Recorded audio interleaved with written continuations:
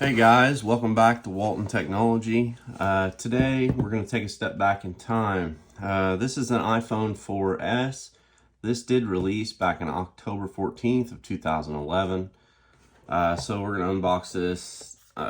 It's a refurbished model that I bought, full box. I just personally wanted to have one, honestly, to collect. So I'll tell you a little bit about it. It's got a display of 3.5 inches, 960 by 640 pixels. It does have a camera of 8 megapixels, single camera, and then it has a camera of 0.3 megapixels VGA front. So the hardware built into this phone back then was an Apple A5 chip with a 0.5 gigabyte RAM. This one itself is a storage 16 gigabytes. Did go up to 64 gigabytes. Back then we were running on iOS 9. So it's a pretty decent phone. It's a gradual step over the iPhone 4.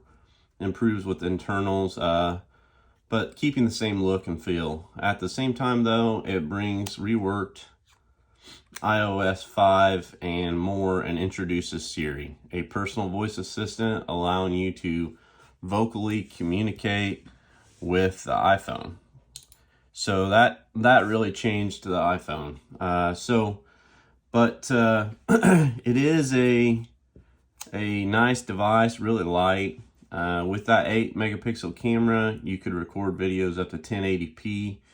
So this was a big step forward for Apple.